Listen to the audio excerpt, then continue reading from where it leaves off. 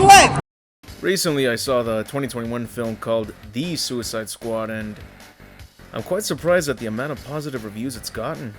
This movie looks good, but it reminded me a lot of Star Wars The Last Jedi. Okay, hear me out. If you're wondering how is that possible, I'm going to point out exactly what I mean by analyzing this one scene alone. The scene where the squad must rescue Rick Flag. But, let me warn you, if you enjoyed this movie and would rather not listen to my criticism, since this is a breakdown of why this scene alone was as bad as that fight scene in The Last Jedi, then I highly recommend you don't watch this video. I say this because it's going to sound biased as fuck with the way I express it, but I point out the flaws nonetheless. And if you didn't notice any problems and loved everything about it, do not watch this video. It's gonna completely ruin everything you loved about it, and by doing so it could break that wonderful illusion you once had for that product. I know this because it's happened to me many times, like with the fight scenes in The Dark Knight Rises. I thought they were fantastic until someone pointed out why they were terrible, and it was true. But if you can handle other people's criticisms and opinions, or you too didn't like the film, stick around. I can't lie, not a single joke made me laugh or chuckle in the entire film. Everything comes off as just trying too hard though, that's the problem here. Because almost every joke goes on for like a minute. It's as if everything in this movie was improvised, and the jokes weren't even written in the script. Carry it for who? For what? He just told me I have to carry this javelin for a reason, but he didn't say why. I'm an assassin! Why would I share my liabilities? 69. 69? No one has to show off. Unless what they're showing off is dope as fuck. Man, you corny! So it makes for too many painful moments when you just want to get the story moving forward.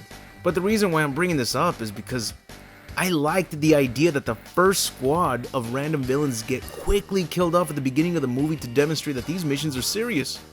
But when you make everything revolve around a fucking joke, how the fuck am I supposed to take anything serious? This movie is trying to be like the gritty comics Wild, once again, trying to be like Guardians of the Galaxy.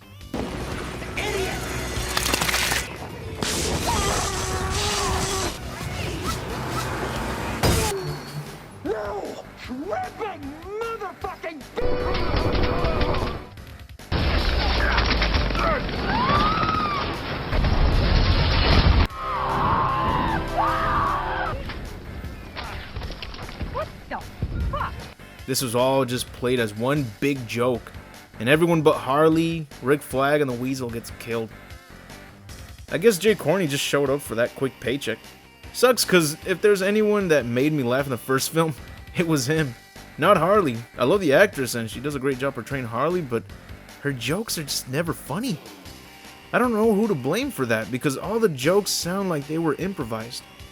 But if they weren't, and that shit was written in the script, then wow, that's awful. Now, I'm not going to talk about the entire movie here. This is just everything that was so bad in this movie. Everything that was just baffling to me because of how bad everything was executed. But believe me when I say I didn't go into this movie expecting it to suck. Almost every scene in this movie is bad, but this one just takes the whole fucking cake.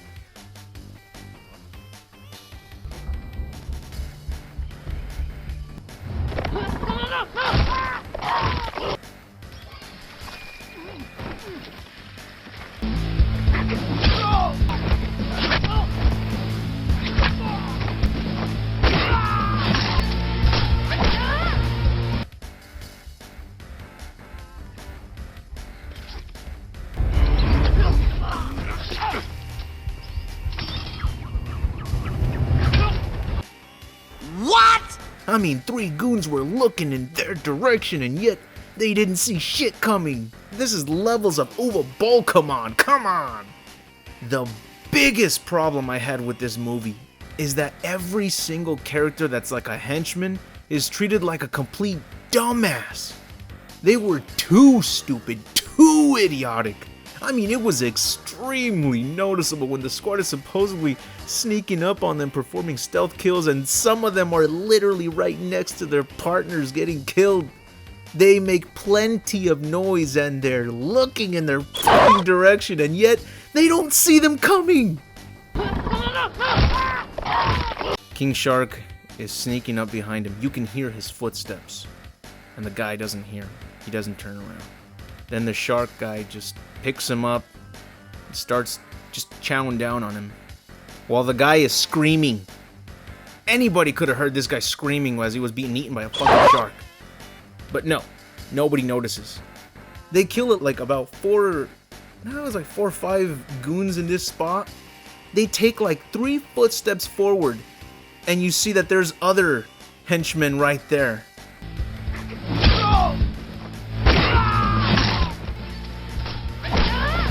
Look at this lady. She ran past the other rebels. You're telling me they didn't think to look at where she was headed to in such a hurry? Not that it matters, because again, 3 of them were looking in that direction. You could say that the 2 guys at the watchtower weren't aware of what was going on because they had like a curtain over their vision of the camp. But then that would be another problem. Why are they covering their vision of the camp if that's their only purpose up there? Don't ask! And again, even if you try to accept that they didn't see what was going on, how could they not hear anything that's going on down there?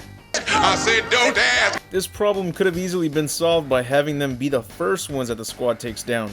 But this too leads to another issue that should have been a problem.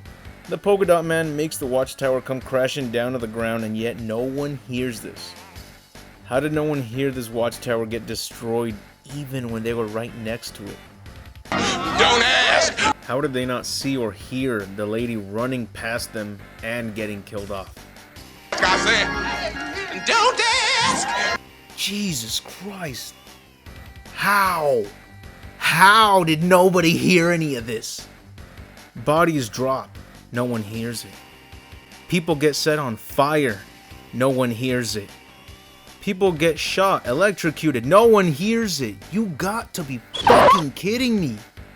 This had a budget of millions of dollars. This made money. Nobody questioned this. Look at the size of this camp. It's as wide as a Taco Bell parking lot. That's it. Meaning that it is impossible to have every single rebel over here not notice a single thing that's happening. Everyone is too close to each other. For fuck's sake, there's a dude that gets set on fire and no one hears his screams. Not even the second guy that gets set on fire as well and he screams out loud. Nothing. I didn't see nothing! Where the hell were the guys from the fucking watchtower? Oh yeah, they were right there, but I guess they didn't notice shit. And look at this lady. How did she not even see John Cena climb up? How did she not even see anyone get killed? It happened in front of her. Only like a few, literally like 3 steps in front of her.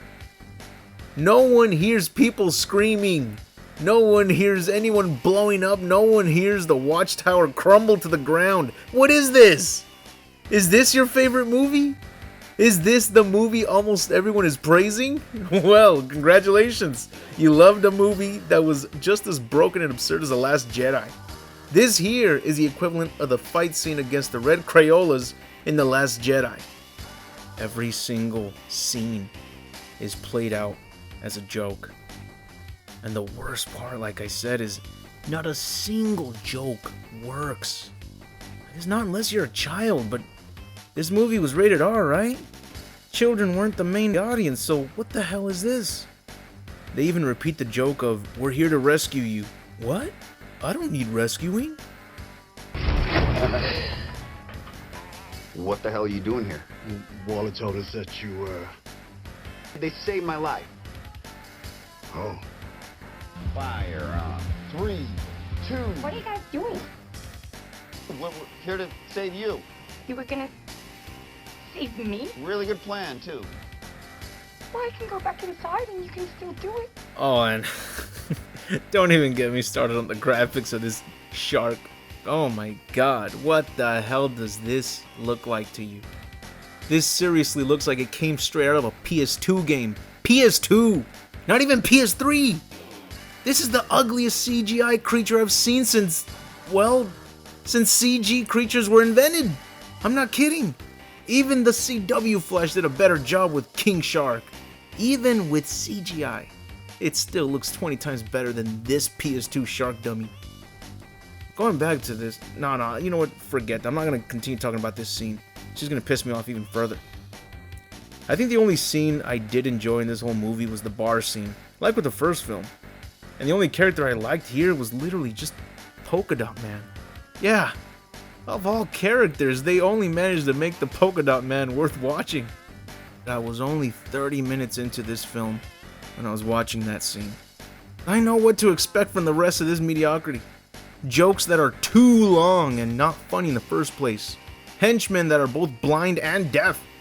And far too many convenient moments for the squad. This movie should have actually been called How Convenient the Movie, or The Convenient Squad. I know they said that the director James Gunn is known to not give a shit about story elements and he just focuses on cool, fun, colorful scenes, but at what cost? If you read the comics, you'd realize that it's one of the most unique comic book stories out there. Villains from different ranks and comics all being forced to work together, most of them not coming back alive. It's like Gantz, but with villains instead of random people who just died. But of course, they're too afraid to make them just like they are in the comics, and be more like the successful Guardians of the Galaxy.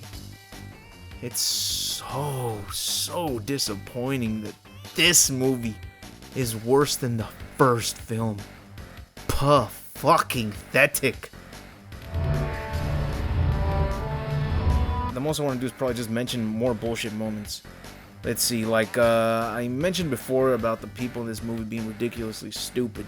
Starro was captured by some astronauts, and the brilliant bastards decided to take selfies with the creature and allow it to completely screw them over. Yeah, because that's exactly what you do when you capture an unknown creature from outer space. I feel like I can ask these astronauts, hey, I bet you can't hold your breath in space without a spacesuit. And they'd actually attempt it. Speaking of Starro, Starro's supposed to be one of the most threatening villains in the DC universe. The Justice League had so much trouble dealing with Starro, and yet it was taken down by a pack of rats and Harley Quinn. What else can I say? It was extremely stupid. It releases a bunch of little Starros, to take over a bunch of hosts. They say, hey, they're getting on your face. All you gotta do is cover your face. They cover their face for like 10 seconds and then that's it. They never get attacked again. It's like, Jesus, man, how low do these characters, these creatures, and the antagonists have to be toned down? Their intelligence has to be toned down to like -10. Just so that these guys could win. And a lot of things don't even make sense. How come King Shark can get shot, but if a little tiny sea creature bites him, it can penetrate through, but bullets can't even penetrate through it? Where's the logic there? Same goes for the Starro's eyeball. They can shoot it with everything they got, but piercing it with a little fucking needle, it does the job? And then it's water? It's all water in there? Why? Don't ask! Nothing makes sense. So I'm telling you, it hurts to think about this crap. Another thing I could not fucking believe. Amanda Waller. Great actress. She did a great performance. Everything was great about her. She still seemed like the one in charge. Then at the end of the movie, oh my god, I could not believe this. She's about to kill off the remaining squad members because they're disobeying her orders, and one of these random ass staff members behind her just clocks her in the fucking head. I was like, ooh, she's dead. Not Amanda Waller. The staff member that just clocked her in the head, she's dead. She might as well kill herself because there's no way she's gonna come out of this alive. Knocking out Amanda Waller? Holy shit. Major consequence. She's probably gonna get tortured for years and then put down. Guess what happens at the end? When Amanda Waller recovers from that KO, she's just icing that one sore spot in the back of her head and looks over at her staff members, just gives them that look like, I don't like you guys. And that lady just, the staff member that clocked her, just got away scot-free. Same goes for the other members right there, all those staff members. You guys remember what happened around close to the end of the first Suicide Squad movie? Remember when there were some staff members there with Amanda Waller and they did nothing to her? They literally followed every single order she gave them. And in the end, what did she do? Pop, pop, pop, pop, pop, pop, pop. Kills every single one of them. Because they weren't cleared for any of this, anything. I'm not judging. And I was like, holy shit, this girl is dope, man. Nobody fucks with Amanda Waller. So how the fuck is it that these motherfuckers got away with it? How is it that they literally got away with this? Don't ask no questions. Don't question it. That's what the director said. Don't question it, dude. Don't question any of the bullshit in this movie. Don't question anything. Just buy our product and love it because it's brand new. This movie made me say, dude, we get it. So many times. I mean, so many times. Like with the first film. Remember in the first film how they always played this one song that was so obvious, made you be like, dude, we get it. And with this movie, the same shit. After the first crew gets killed off, they show the title of the movie and then they play that song. Those are people that died. And I was like, come on, dude. Corny, man. That shit's corny. But again, had me being like, dude, we get it. It's more cringier than cliched, to be honest. Nothing was original. Like with the staff, even they were like ripping off Cabin in the Woods, the staff from that movie, where they're all making bets and such. Look at them. Do they really look like people that would take bets on this? Seriously, it's ridiculous because it doesn't even make sense towards what happens at the end when they're like, no, Amanda Waller, you can't do this. You can't do this. Bitch, you guys were fucking betting on these characters. Which one was gonna die? Now you're like, no, let's feel sympathy for them. Really? Really? Is that how it works? Was that supposed to be some kind of character development? Because it sure as hell did not look like that. Everything was so corny. The transitions were corny. I mean, at one point, I thought over here that this guy wrote this. I was thinking he wrote that 3 days earlier on the toilet seat? Damn, I guess he must be bored as hell then. Also, this movie had so many wasted opportunities. And a lot of telling, no showing, you know. The complete opposite, right? It's best to show, don't tell. But no, they went with the complete opposite. I mean, even the first film had the decency to show, don't tell. They gave us some moments that that at first I thought that they weren't really necessary, but now that I've seen this movie, now I'm like, holy shit. Yeah, I prefer how they did it with the first film. That little cameo of Batman wasn't necessary, but they did it. The little cameo of the Flash was there, unnecessary, but they did it. Whereas here, don't you think it would have been nice to see what's-his-face Bloodsport take down Superman with a kryptonite bullet? No, it's best to just tell it. Let us think about that instead. Let us believe it, see it in our head instead. I know sometimes that can work, but again, if the first one pulled it off, now when you look at this in comparison, it does make you be like, damn, I guess the first one pulled it off better than these guys did when it came to showing what these guys did previously that got them in here in the first place. Some people said that they loved the movie because Starro was in it, but no, this was in no way the Starro the Conqueror. Why? Mainly because it wouldn't have lost to this squad, but also because Starro says this before it dies. I was happy floating and staring at the stars. So this Starro wasn't even what its main purpose and existence was. His name is Starro the Conqueror. It's in the name. If he's not conquering and instead floating and doing nothing in space, then he's just Patrick Starro. What have you done? No. Better ask this question to the viewers that like the movie. What are you doing?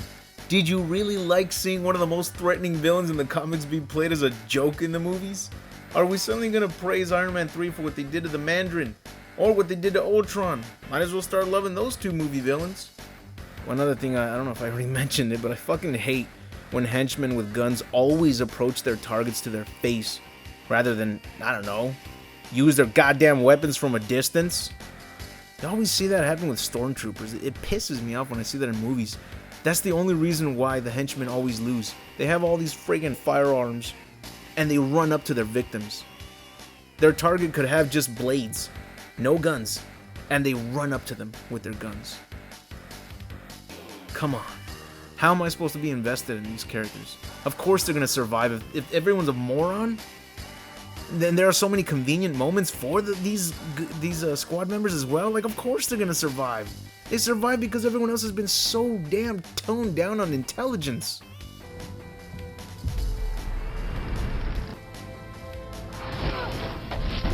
Does this make sense to you? He dove towards the oncoming threat. Even if you want it to make sense, what do you say to this? Does this not look like it got them? Look at that. It's dead on. You can't make sense out of this. It dragged itself to lift that vehicle. But I guess that's the moral of this saving moment. If you ever need to save someone from an oncoming attack, just dive towards it. So if you see someone that's about to get hit by a vehicle, just dive towards it. Don't do it though. If you noticed anything good about this movie, please let me know in those comments, because maybe I was just too damn angry watching this movie. I mean, I don't know what else to say. I can't tone down the intelligence bar, literally. You know, I don't know what I can do to enjoy this crap. It's too bad. There are good things, but they're all ruined. That's all I can say. Sorry if this is disappointing to those who liked it, but like I said, if you like the movie, like I said in the beginning of this video, do not watch this video. It sounds very biased as fuck. By the way, I made an extended version of this video on my Patreon, discussing more scenes and problems that I couldn't ignore when watching this film. That extended version is 30 minutes long, so if you want to know more about these issues, then I recommend you check it out. Link is on the description, and I'll see you there. That's it for the video. If you enjoyed the video, hit the like button to give this video a chance to grow. I'd like to thank all my Patreon supporters for their impeccable generosity. Your support means a lot to me, and you are part of the reason why I try to make the best content that I can. And if you like this content, check out the rest of my channel. You'll find more entertainment from separate franchises I like to cover, such as Mortal Kombat, Dragon Ball Z, Celebrity Deathmatch, Men in Black, The Mask, Batman comics, The Terminator, TMNT, Dino Crises, Resident Evil, and more. If you're a Patreon supporter, check out my exclusive videos such as the Gantz content. And if you'd like to show your support, go to my Patreon and support the channel, which is only $1. Sacrifice that McChicken for extra quality content, my friend. But anyways, I'll see you all in the next video, and remember to have an awesome day.